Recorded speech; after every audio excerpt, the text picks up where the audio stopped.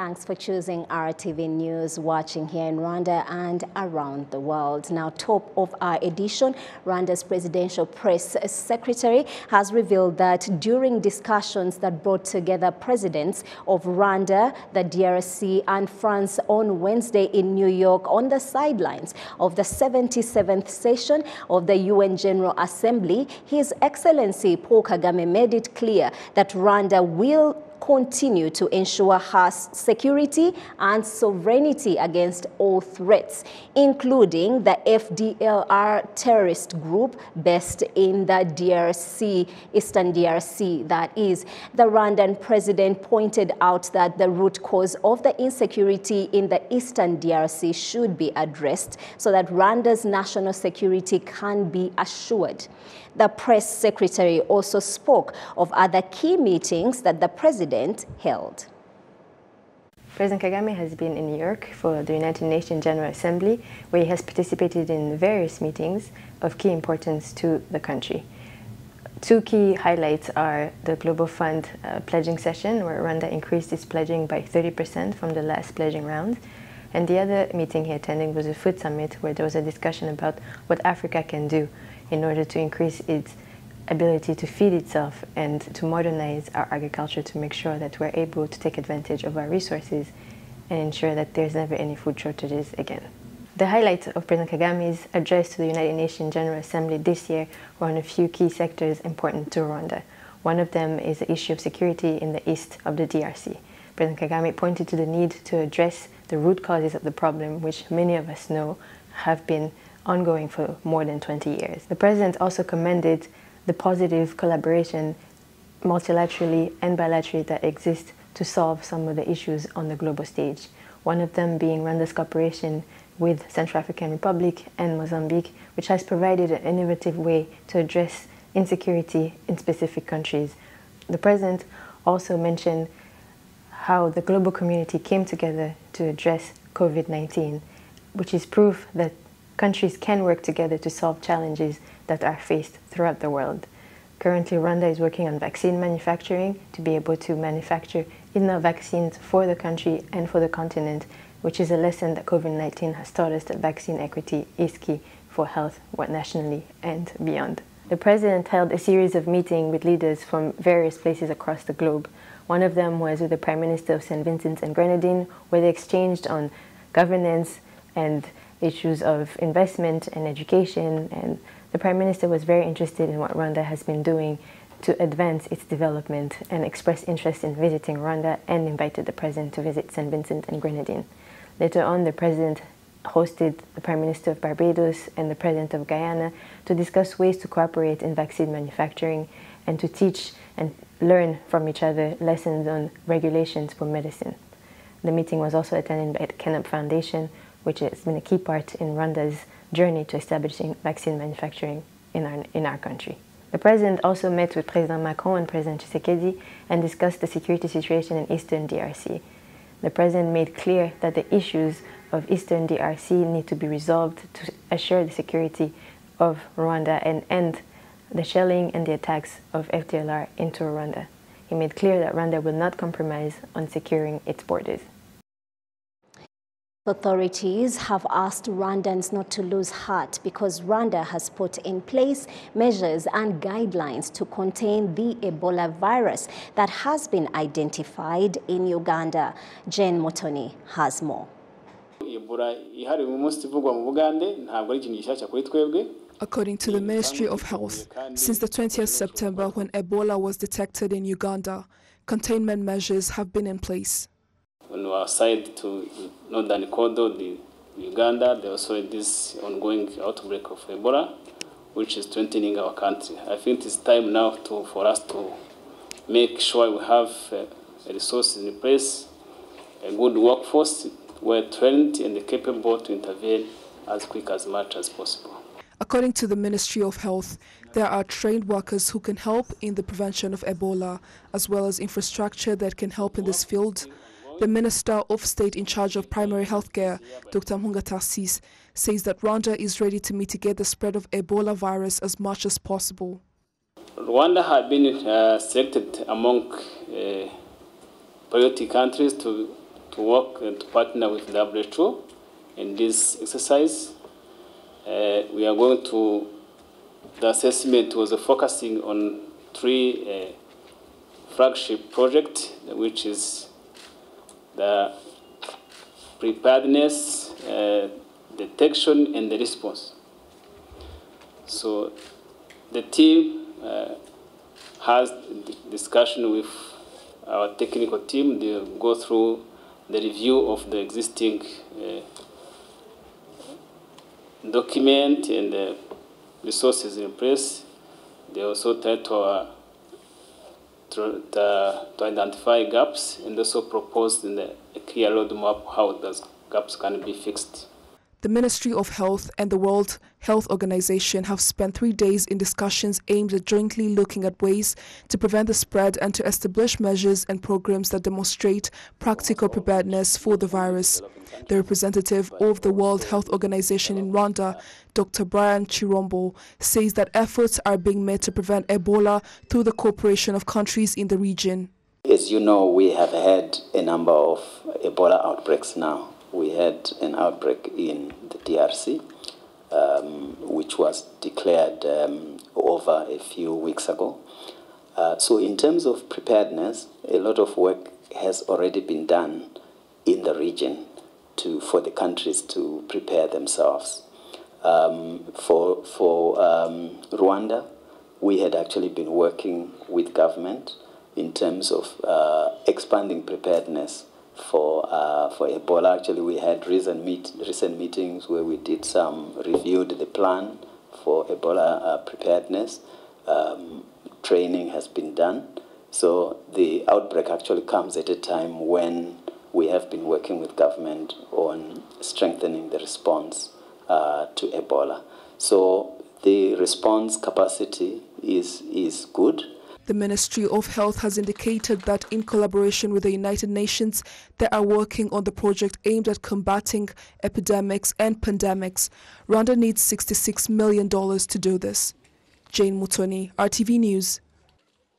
Thank you, Jen. Now, the bilateral relations between Qatar and Rwanda have yielded great gains for the tourism and hospitality sector. Currently, 89 young Rwandan hoteliers have found work in Qatar.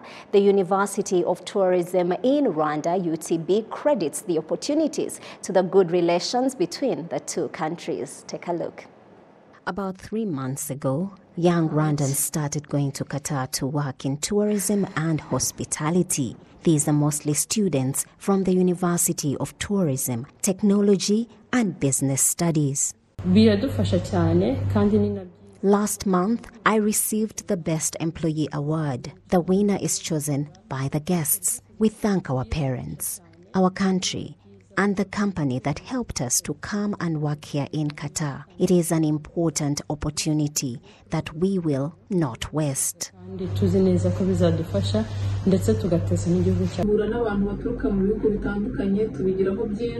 People from different countries, and we learn a lot that will help us so that when we return to our country, we contribute to improving service delivery, and we also train our colleagues. There are now 89 workers in Qatar from Rwanda, and more are preparing to join them. The founder of the University of Tourism in Rwanda, UTB, credits this to the good relations between the two countries. However, at the beginning, she did face difficulties and even brought them to the attention of the head of state. Although the equipment we have is new, it is not the standard necessary to teach people at the level of 5-star hotels. This is a problem that we want to address to you, Mr. President. Also, those going to Dubai are required to pay for their own flights, and so some of the students have failed to come up with the money. The President of the Republic of Rwanda, His Excellency Paul Kagame, urged various institutions to cooperate with the investor in order to solve the challenges facing the initiative. Why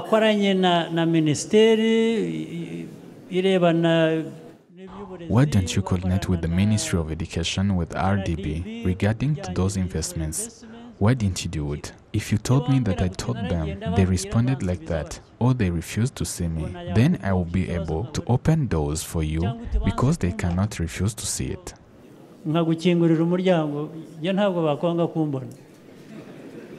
Been a month since the investors' concerns were addressed, and now with the help of the government, those who have to go to work and practice in the United Arab Emirates will go next month to sharpen their skills. He told RDB to help me. So far, we have held meetings many times. They're helping me that we can reach the standard that is required, and that's thanks to His Excellency, the President of Rwanda. I am very grateful. What I can tell you is that it is being done, and it will not be long from now. In addition to the 89 tourism graduates who are now working in Qatar, there are 40 more who will go to join them in the United Arab Emirates next month. Later, about 500 will go to Qatar, especially to work in the field of welcoming people during the World Cup, set to be held in Qatar in November. The relationship between Rwanda and Qatar continues to strengthen in the field of tourism and investment. And Qatar Airways now has stake in Rwandair and the construction of Bugesera International Airport. Still on matters of progress, now in the area of education, parents of school dropouts in Kigali have requested that the government monitor closely the recently implemented measures in place to permanently put an end to the problem of children leaving school. This occurs as students across the country return to school to begin the next academic year. Precious Kirezi filed the following report. This 14-year-old boy says he dropped out of school shortly after his parents had irreconcilable differences that led to his mother moving into another household. His father took him to his odd jobs to assist rather than support his pursuit of education. My mom lives in Kabuga, and I sometimes go with my dad to garden and help him out. In the 2019-2020 academic year, over 2,600 students dropped out of school in Gasau district due to factors like low income, domestic conflicts, and education expenses being unaffordable for those with low incomes, which parents who experienced this prior have given us an insight on. We don't have the means to get them in school, and it's distressing. The government of Rwanda has standardized the cost of education for public schools, which parents have expressed is prompting them to return their children to school. However, some schools have obstacles that will prevent them from excelling. I got to Kigali and I couldn't afford to pay for their education, and even with the reductions, I still don't have the means to enroll my 2 children in school. The parents have requested the government to closely monitor the operations of these schools to ensure they aren't pursuing an agenda contrary to what was invoked by the Ministry of Education. Tailoring has been generalized and not everyone can afford it. For example, if a shirt costs 3,000 and you get it for 1,000, it's against school policy. The Minister of State in charge of ICT and TVET stands by the view that the state will closely monitor pre-established guidelines for the students' benefit.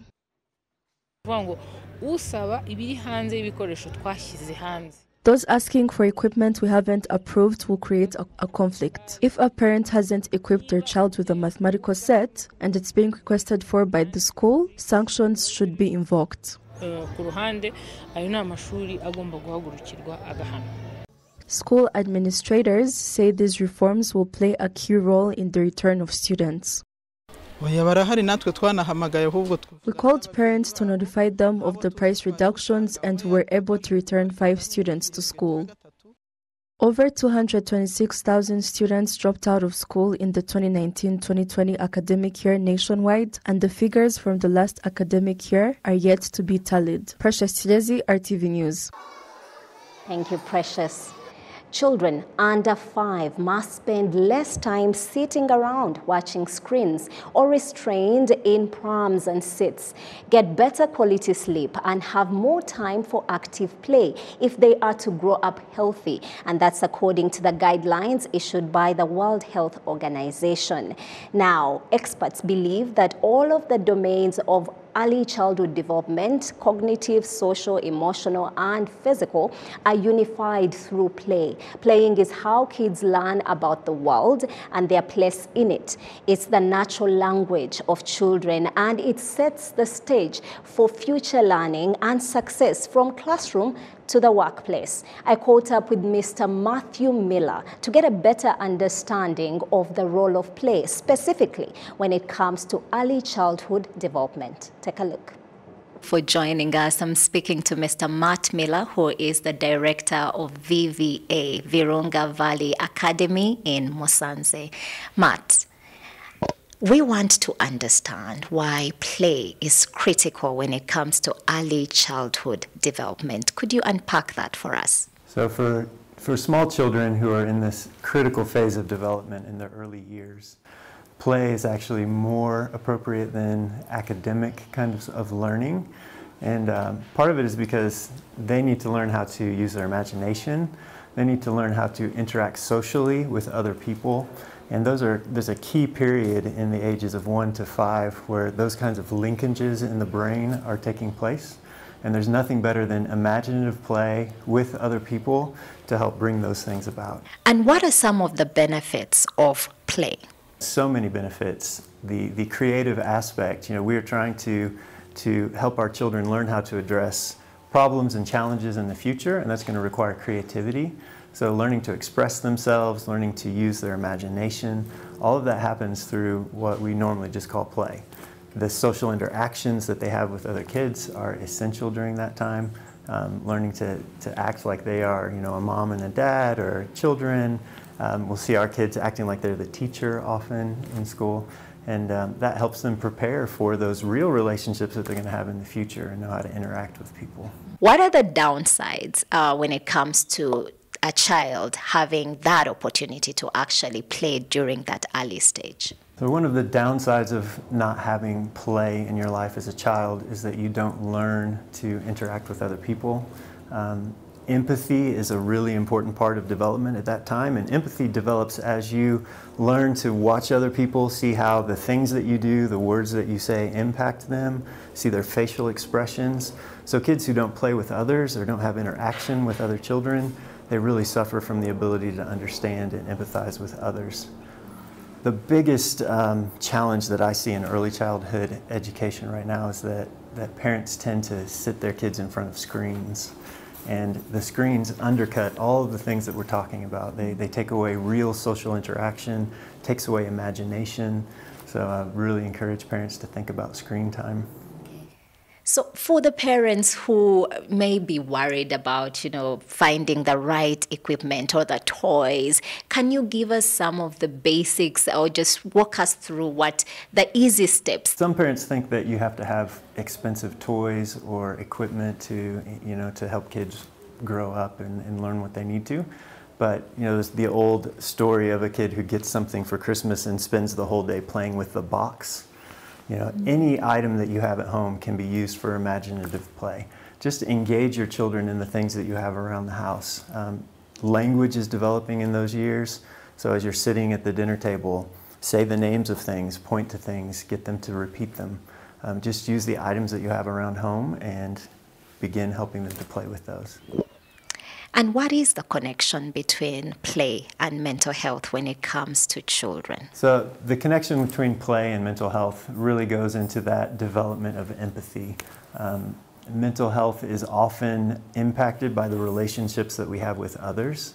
And if a child doesn't have the ability to interact with others, to understand cues, to know what people are feeling and how to react, they're going to feel isolated and alone. So developing that in this critical period of the early years is essential. Thank you so much for taking the time to talk to us. Always a pleasure. We hope we earn the pleasure of your time. Keep it RTV, and we'll talk to you some more.